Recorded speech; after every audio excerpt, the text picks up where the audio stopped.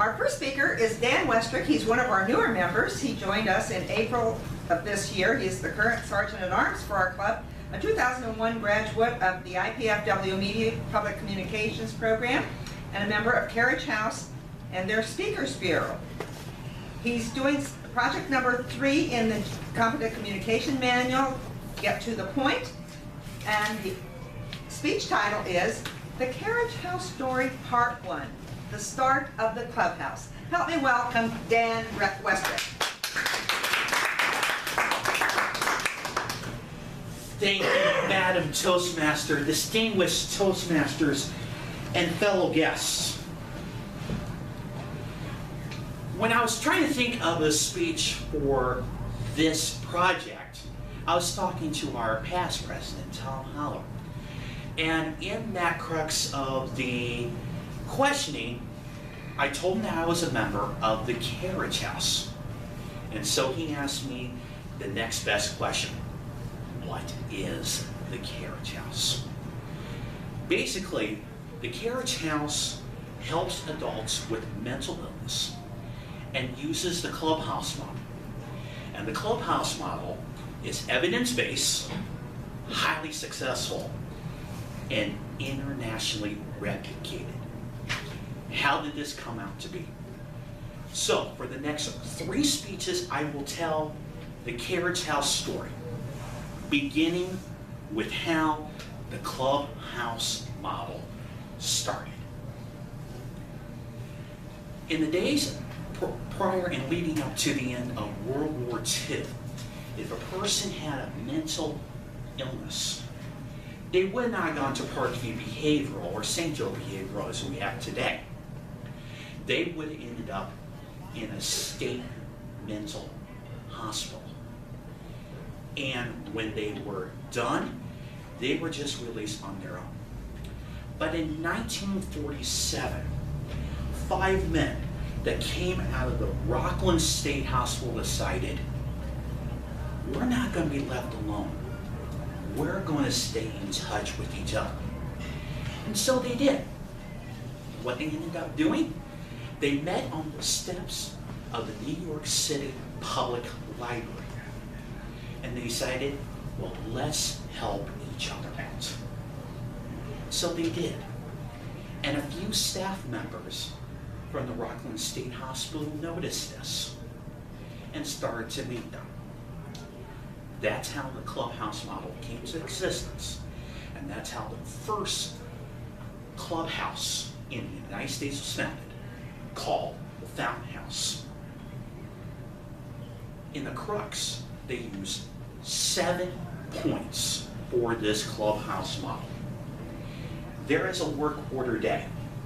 Basically, these people would cook the food, do data entry, answer phones, do whatever it takes to run a clubhouse, because basically a clubhouse is kind of like a business. And they focus on their talent and abilities. Another way that the Clubhouse model works is that they partake in a consensus-based decision. Anytime there is a new policy, or in this case, the Carriage House tomorrow will be selecting a new staff member, we'll talk and talk and talk. There is no majority decision.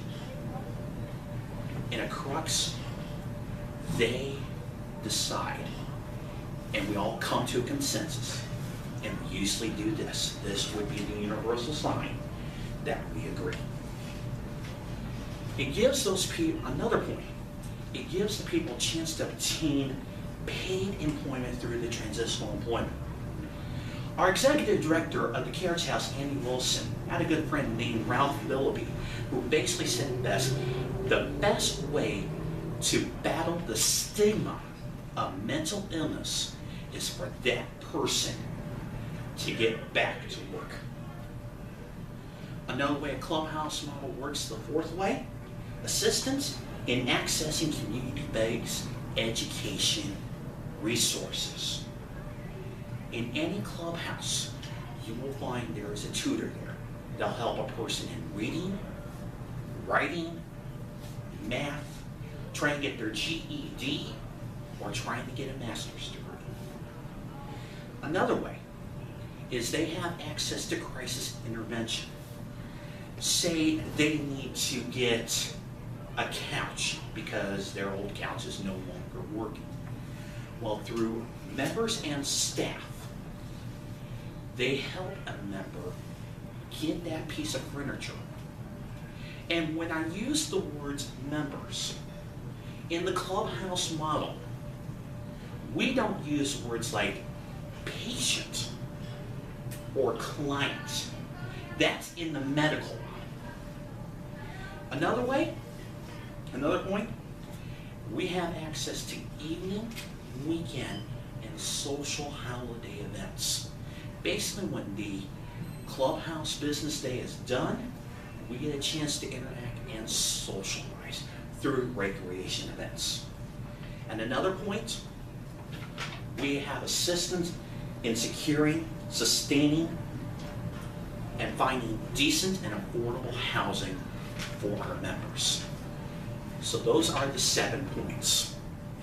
And for 30 years, the Fountain House set the standard in clubhouses. Then in 1977, the National Institutes of Mental Health looked at this clubhouse model, thought this would be good. So they did a multi-year grant to replicate this model to other places. And by the time that grant was done, there were over 220 clubhouses in the United States. Today, there are more than 300 plus clubhouses that are accredited in the whole world in 33 different countries. So in a crux, that is what the clubhouse model is. And for my next speech, I will bring the clubhouse model to Fort Wayne and tell you how the Carriage House came about. Madam Toastmaster.